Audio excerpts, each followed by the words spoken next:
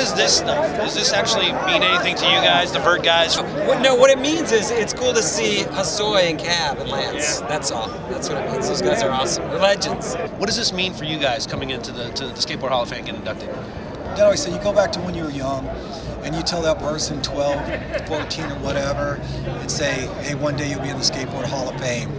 And that person would go, no effing way. So tonight, I'm that kid, only a 12-year-old. Who in skating do you think encompasses suicidal tendencies as a band, as far as like a modern day skater? Or even an old guy? I mean, you see the younger Dogtown when Dressen came in, you know, obviously Jason, Jesse, Mike V, and all those guys like that. You go, that's very much people that I could kind of relate to and stuff, you know. Like David Gonzalez, a lot of the new guys and stuff too. They're just amazing, and you know a little bit of where they're coming from and that type of thing. And it's great to have a constant, you know, flow. And Sammy Baca and stuff like that. You know, there's so many of them, you know. Yeah. So I'm stoked. I think skateboarding's at a better time than it's ever been. If you could have one board graphic that you had to give to the Hall of Fame, that this was your lifetime achievement, a board graphic that you wanted to represent you forever, it would probably be the one my pops designed, the hammerhead with the triangle, the circle, and then it would have a big cross. I don't know who you're the tightest with or who you're really excited to see go in. Eddie Elguera, El Gato, and Steve Alba. What an inspiration, still killing backyard pools. And then Tommy G, who you know, I grew up skateboarding with. And for him to be getting, you know, inducted this year, it's well deserved. Yeah. How many of these old dudes do you actually know? I know you're around a lot of the vert skaters and stuff like that, but how many of the real old guys do you know?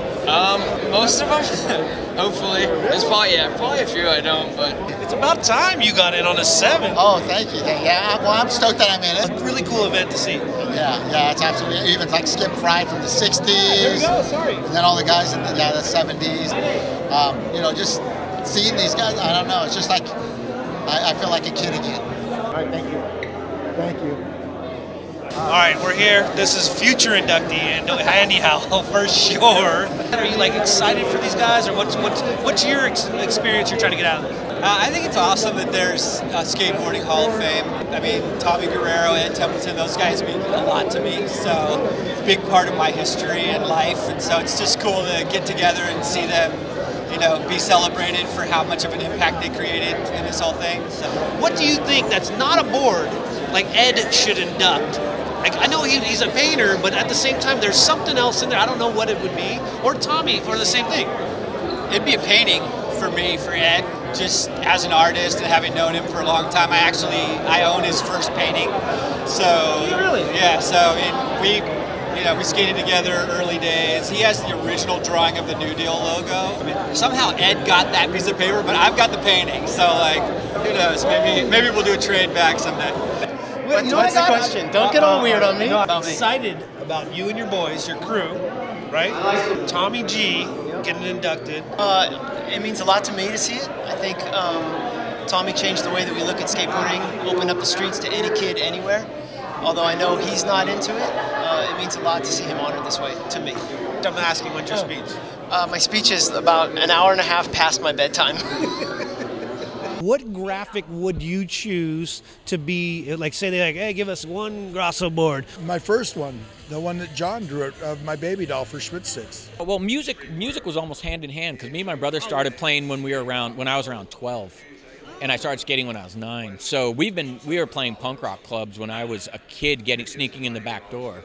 I mean, they put me in a kick drum case to sneak me into the gig, and I got up and played, and they're like, what's he doing here in a 21 and over club? And skateboarding back then went hand in hand with punk.